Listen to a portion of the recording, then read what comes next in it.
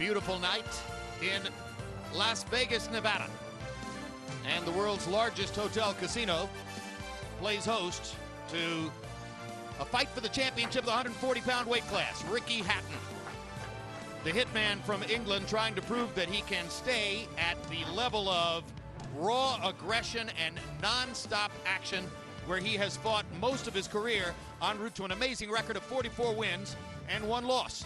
Paulie Malignaggi, likewise, a loser only one time. That was to the brilliant Miguel Cotto, back when Cotto was fighting in this weight class at 140 pounds. Malignaggi, in the ultimate boxer versus brawler sort of matchup, hopes to skin Hatton with his greater speed and skill tonight. Once again, we come back live to ringside, where I'm joined by HBO boxing analyst Larry Merchant. Larry, it's the first time that Paulie Malignaggi has appeared on HBO's World Championship Boxing. What does he bring to the party? He's a pure boxer, and he's a wannabe showman, which inspired him or led him astray to wear hair extensions in his last fight. And that required a haircut between rounds, embarrassingly. Hair extensions. An extension really of a free spirit who wants to be recognized. Think of him as John Travolta in the movie Saturday Night Fever, a kid from Brooklyn who danced his way into the big time. Malignaggi is a kid from Brooklyn who is trying to fight his way into the big time.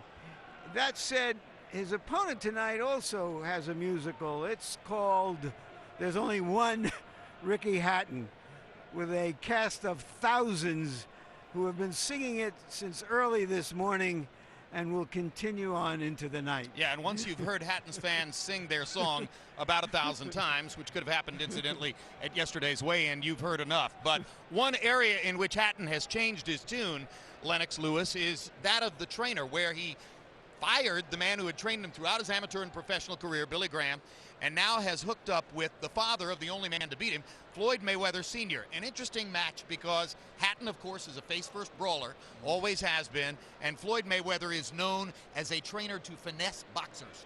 How will this marriage work?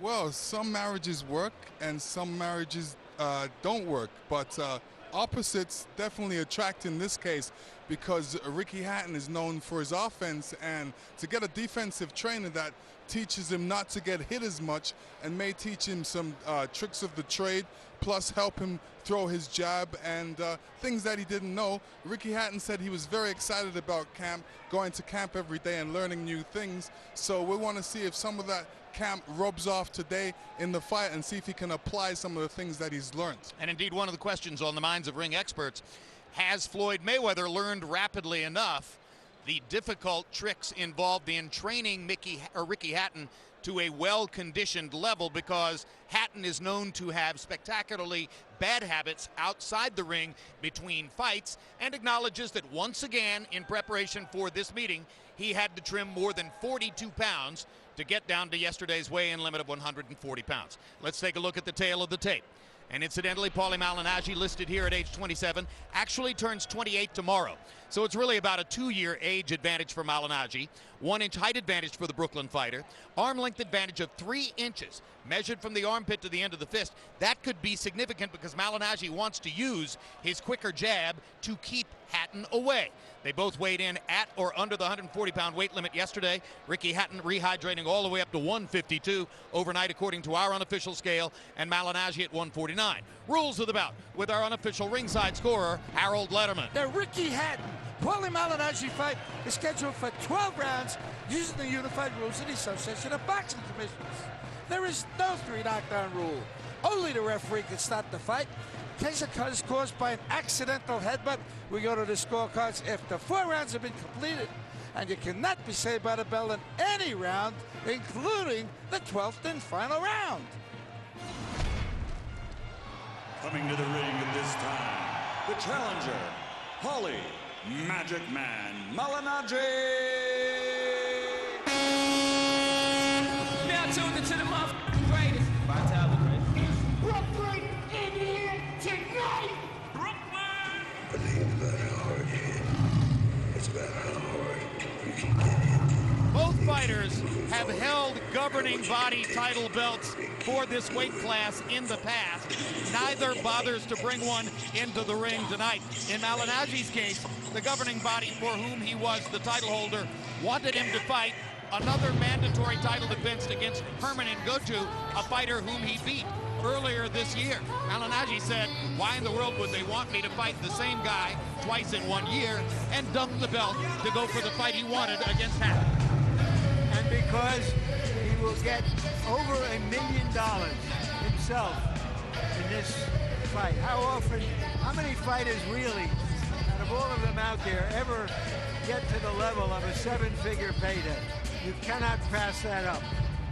And this is the fight that we all wanted to see anyway. Absolutely, this is the fight that the division cried out for. When he takes off that hood, Jim, we'll see that he's gone from hair extensions down to a buzz cut. You know, he's gone from being a diva, you know, to being an athlete, to being a guy who wears burlap instead of silk. Lennox, it's Paulie Malignaggi's first appearance in a big showcase fight in Las Vegas. Obviously, Hatton far and away the more veteran fighter in terms of this kind of spotlight event. How big a factor do you rank that for fighters coming in? I think it's a big factor. All great fighters want to box in a great arena, and this is, you know, a mecca of boxing, Las Vegas. So, you know, I'm sure Paulie wants to fight here, and he's glad that he has this opportunity. Now he has to see if he can make the best of it. And now making his entrance to the ring, the Man City Hitman, Ricky Hatton.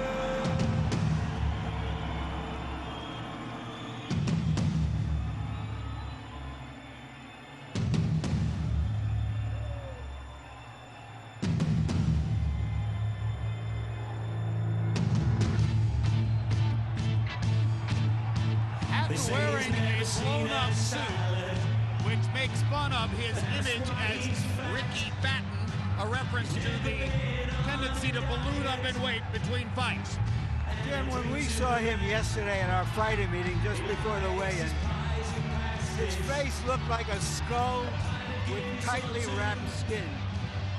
He had lost so much weight, and it is felt within the boxing world that it's a matter of time until these weight issues get to him. The question tonight, can Paulie Malignaggi be the one who exposes it?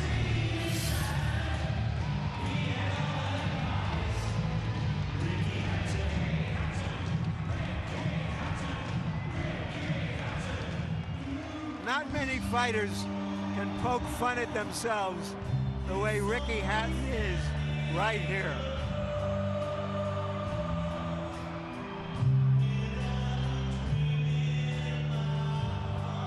Blue Moon, the theme song of the Manchester City Soccer Club, for whom Hatton's father once performed his traditional entry song. And they beat Arsenal today, Jim, 3-0. That's a big win. And let me tell you, Ricky Hatton has a great sense of humor too. He's always jovial and making jokes, and said some uncanny things. Quite like this show anywhere else in the world. He is an extremely rare phenomenon.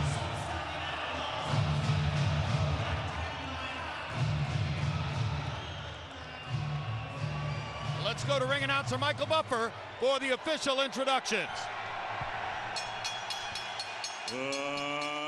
Ladies and gentlemen, from the MGM Grand of Las Vegas, Nevada, USA, Oscar De La Hoya's Golden Boy Promotions, in association with Hatton Promotions and DeBella Entertainment, are proud to present the main event of the evening.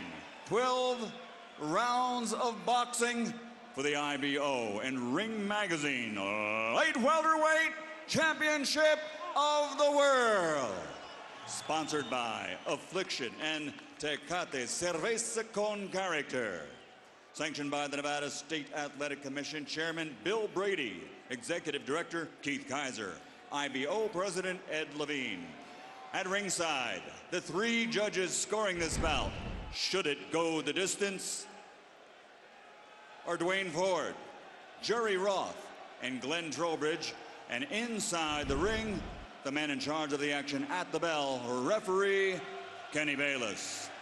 And now, for the thousands in attendance, and courtesy of HBO Sports, the millions watching around the world, ladies and gentlemen, let's get ready to rumble!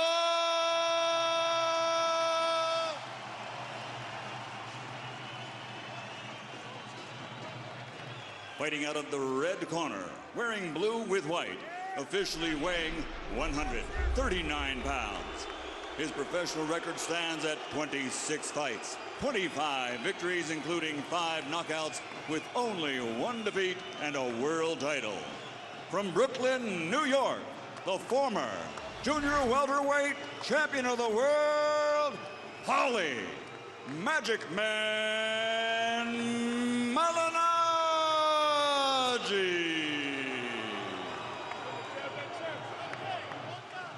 Fighting out of the blue corner, wearing black with silver and blue. Official weight, 140 pounds. Professional record, 45 fights, 44 victories, including 31 knockouts, only 1 defeat, with 3 world titles.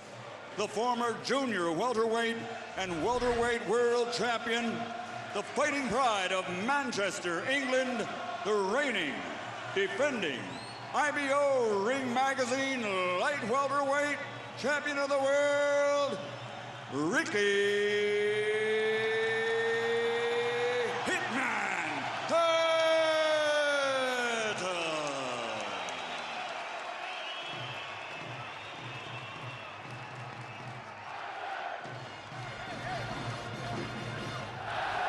Okay, trunks are a little high here. Punches that land in this area will be considered a clean punch. Now, gentlemen, we went over the rules in the dressing room. On a varsity to keep the fight clean, protect yourself at all times, and what I say you must obey. Good luck, touch up. If Ricky Hatton boxes as well as brawls, does that mean there are 2 Ricky Hattons? And can Paulie Malignaggi deal with both of them? Tell you what, Malignaggi looks in good shape right now. They appeared together before 55,000 in Manchester, England on May 24 this year.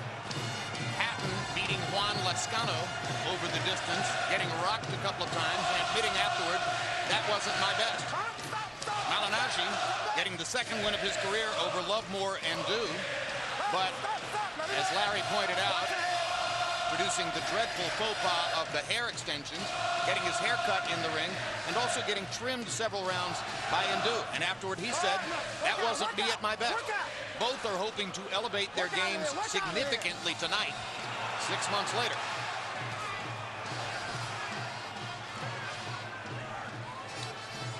What Hatton is trying to do is box his way inside, instead of just lunging inside as he has often done.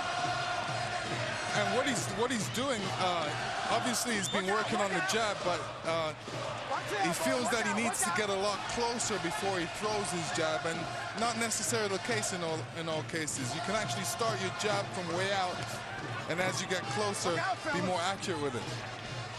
And already you can see the dynamic. Hatton is going to come in. Malignaggi wants to catch him on the way in. The question is, what does he catch him with? Malignaggi has no power, as is evidenced by his record with only 5 knockouts among his 25 wins. And a lot of that is because of his often damaged right hand. And 3 of those 5 knockouts, Jim, were in his first 3 fights. Exactly.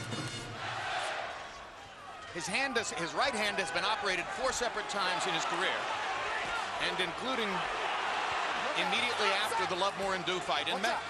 He says he knows it's fine. But if he breaks his right hand in the fight, that is to be expected. And it's something he has fought with several times before. But there's the jab, which is his primary weapon. And if he can get it going and land the right hand behind it, he is regarded as an extremely live underdog against Ricky Hatton. Already you can see why. 2-1 underdog. Malignaggi throws a terrific left jab. I love the way it comes out. Nice and sharp, nice and crisp, very accurate.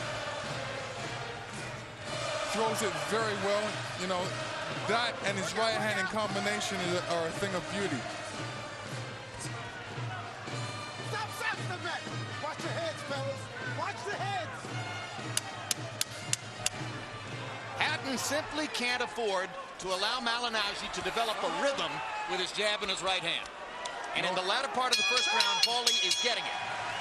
A good round for Malignaggi. You gotta not up on your head now. Move your head now and use your face. Okay? I told you everything is timing. Keep your hand up here, man. Pick his jab. Pick his jab. Pick his right hand. Hook over the top. He ain't got no right hand. She's trying to come over top of the jab with the right hand. Okay? Very good, champ. Very good, baby. Beautiful. The feints are working good. The feints are working good. Keep the feints going and give me double jabs. But keep that head moving. That head movement's throwing them off. Okay? He's the same old Ricky Hatton. Ain't nothing changed, baby. All right? Very good, baby. Right. Keep it tight inside. CompuBox numbers in round one. Malignaggi 11 out of 43, Hatton 7 out of 43. Not much to choose between the two of them. Down the stretch of the round, it appeared to be Malignaggi who was the more comfortable fighter with the way things were going in the ring. You see, Ricky, I hope, doesn't fall into the same track as what he usually falls into, and that's coming in straight on where your opponent knows where you're going to be and leaving yourself wide open.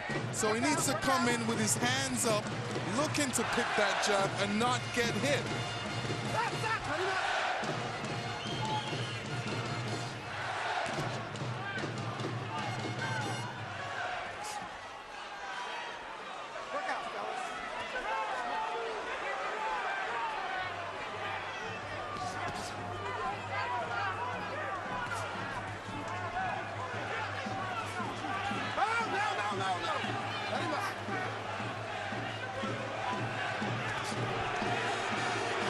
Diving in behind the right hand there. Which is a big mistake. You know, you definitely have to go in behind the jab, never diving in, because what you do, you're helping the guys help you knock yourself out because you're moving in under his power. American fans sensing the possibility of an upset already have started to chant USA, USA in response to the Brits. Well, they'll never make as much noise as Hatton's British fans who have had years to practice their routines. And there's a big left by Ricky Hatton.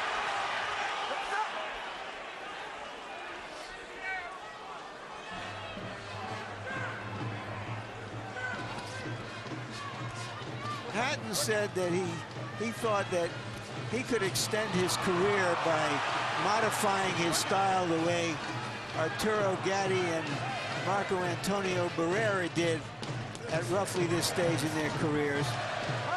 But I don't think that he's going to be able to make that change where he could just box against the boxer. Well, I wouldn't say he can change his style completely, but he can improve on his style. Certain things. Oh, good right hand. Good right hand. And that hurt him too. There's a bloody Malignaggi's holding under the on. left eye of Malignaggi, and Malignaggi was badly hurt by the Hatton right hand. And he had a hold. And he catches Hatton with an uppercut coming in.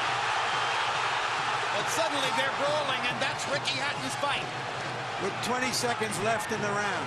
Blood under the left eye of Paulie Malignaggi. Stop, let it go.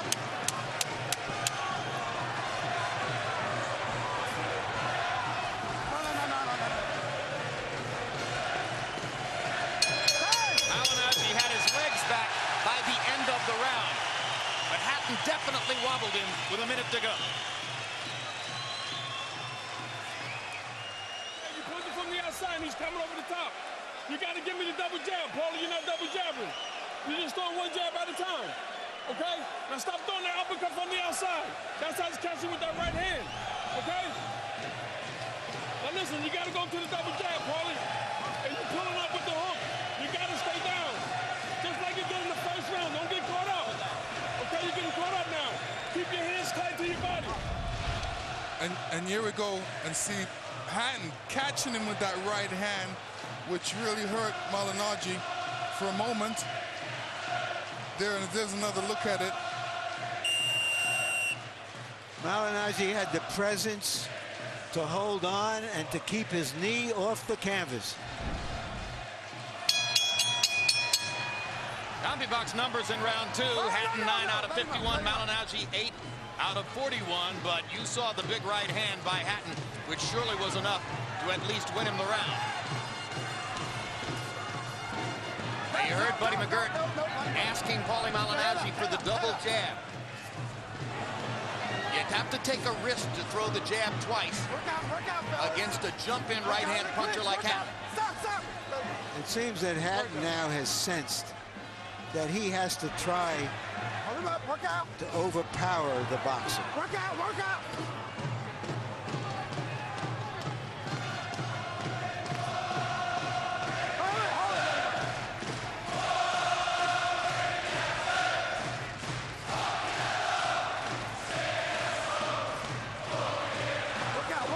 Good left inside by Malignaggi. Hatton's dynamism is beginning to show up. He was way more sluggish in round 1 than is now the case. You see the verve and the vibrancy, which has always marked the way he fought Lennox. Nobody fights 3 minutes of every round more consistently than Ricky Hatton. There's a cut along the nose of Malignaggi, does not look dangerous. Work out. Watch your heads. We can tell that Ricky Hatton loves to mix it up. He loves to box.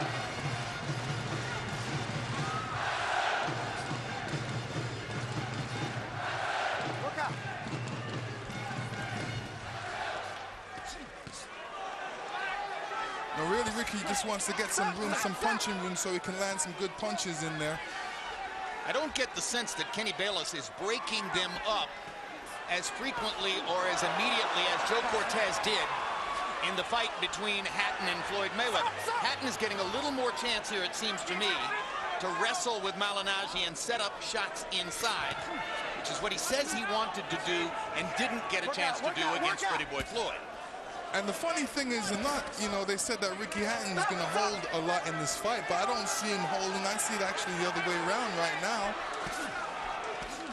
You saw Malignaggi reach out and grab him with the left there. Some good body work by Hatton, which could pay off later in the fight. See, that's the problem. If you try to hold him, he gets underneath and works, and then chops over the top with the right, as he did there. Malignaggi needs to keep this fight at distance. He needs to work that jab and work that combination punching and keep Ricky Hatton at bay. Hatton catches Malignaggi with a left hook. Brings the British fans up and out of their seats. Straight right hand. Again brings the British fans up and out of their seats. And you can see Hatton saying to Kenny Bayless, he's holding me.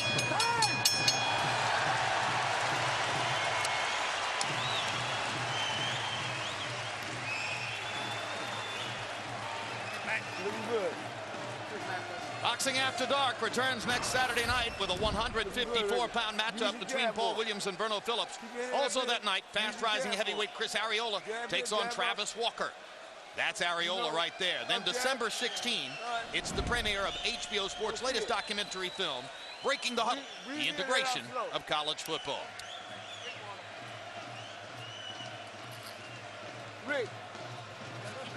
Keep it simple. Okay, you're making it harder than it has to be. Okay, he's coming in, you standing straight up, he's hitting you with the up jab. Give me double jab, jab at his chest. Okay, jab at the chest, baby. Let's go, relax, Paulie. CompuBox numbers through round 3, Hatton landing slightly more, 31 out of 146 to 28 out of 122. Maybe more tellingly, 27 of Hatton's 31 connects are power shots, and a couple of them have been eye-catching, head-popping power shots. Time in. Harold Letterman, how do you have it through 3? Okay, Jim, 2 rounds to 1. 29-28, Ricky Hatton. Jim, I'll tell you something. Paulie Malignaggi is standing right in front of Ricky Hatton. He's trying to catch him on the way in with double jams. But Ricky Hatton's getting inside, scoring the better shots because he's stronger. The only way that Malignaggi can win this fight is to start to circle and box. He's got to move. If he stands straight in front of Hatton, like he's doing now, Ricky's going to murder him on the inside. 2-1, Hatton.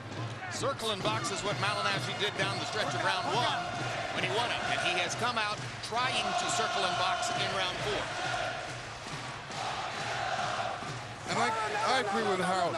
You know, he definitely has to circle and box. But what he's doing, he's putting his head down. He needs to keep his head up and stay tall in this and use his reach as an advantage and not bringing himself down to Ricky Hatton's level.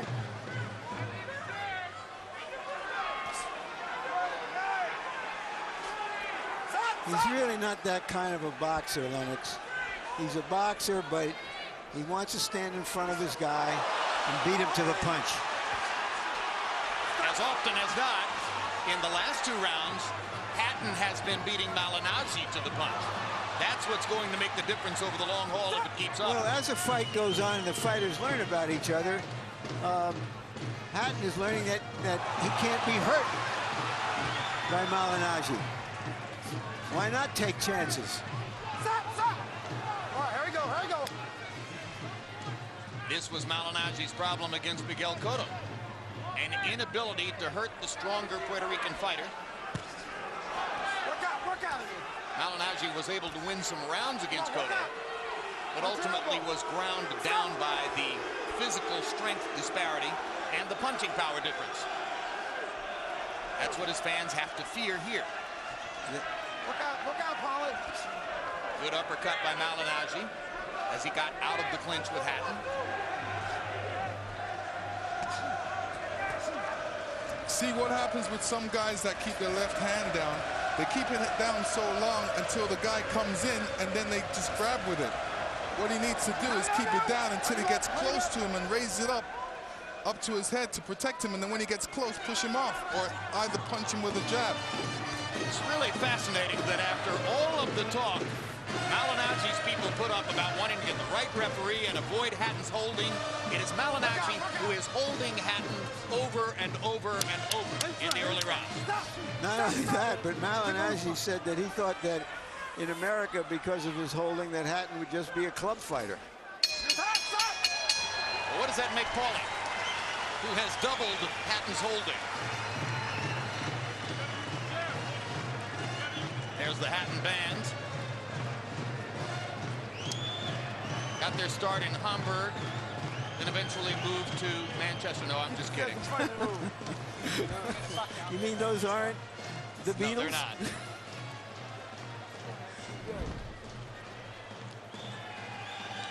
Look, It's not even Sergeant Pepper's Lonely Hearts Club Band. I want you, man, this is right. I want you to take a lot of this jazz, man, and throw your own jab.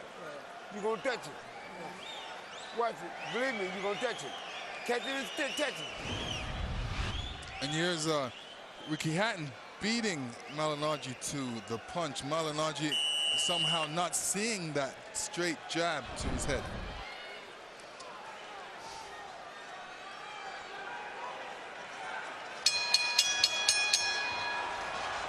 Malignaggi has had 4 operations on his right hand, including after his last fight. Nothing with his left. His right is as brittle as uncooked spaghetti, but his left seems to work fine. And a part of the result of it is that sometimes when he throws his right hand, he does not remember to punch it. As Lennox will tell you, you throw a right hand or you throw any punch without punching it, you're not going to make any dent.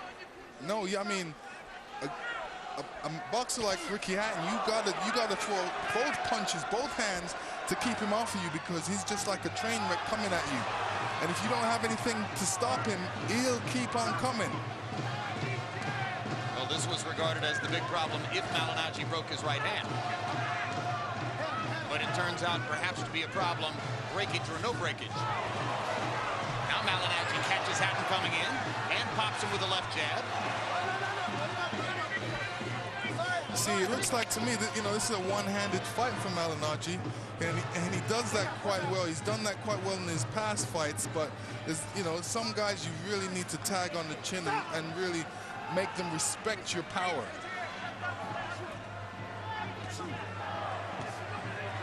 Malignaggi may have managed to surprise Ngoju and to some degree Ndu with his strength in clinches and his ability to move the opponent around the ring. But when he clinches with Ricky Hatton, it just doesn't look like his style, and it doesn't look good for him.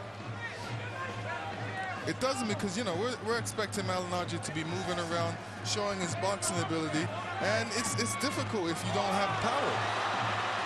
You know, because the guy's gonna come, has nothing to be fearful of, and keep coming and putting pressure on you.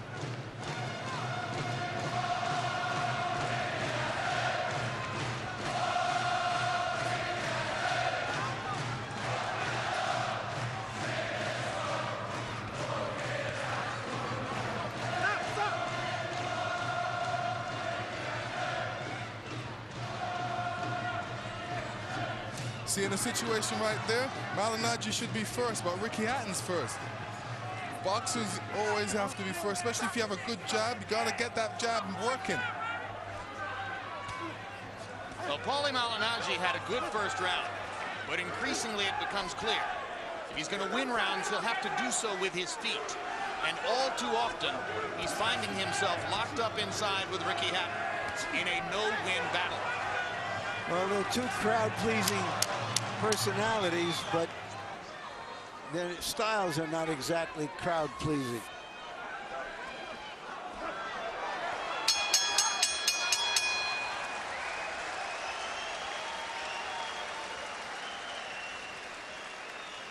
You're fighting in his rhythm. You understand? Stay on the outside and just use your jab, Paulie. Okay? There's no need to be inside. There's no need. Okay, if you're inside, you work. If you're not going to work, stay on the outside. Nice shot. Don't give him a chance to breathe. If you need to slide, go ahead. Go ahead.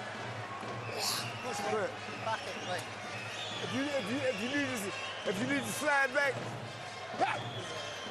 Get to the punching room. That's what you need. Snatch your hand out and get to the punching room. Shorten your punches up on the inside. Don't be throwing them too wild. Bring your hands up, faint jab, move your head in the way. Okay, seconds out, guys. Let's go, champ. All right. Just to underline what Larry Merchant said about the styles not exactly conspiring to please fans.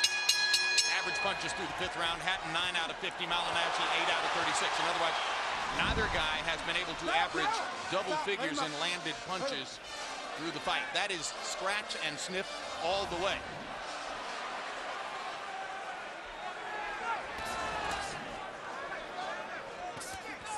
And you heard Buddy McGirt begging Malignaggi, stay outside. Don't get into clinches with Ricky Hatton.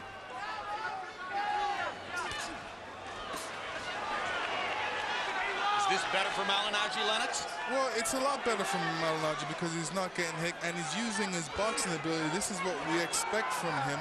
And, you know, as far as his jab is concerned, he needs to throw it overtime, even double jabs. Right now, he's content to throw one jab at a time.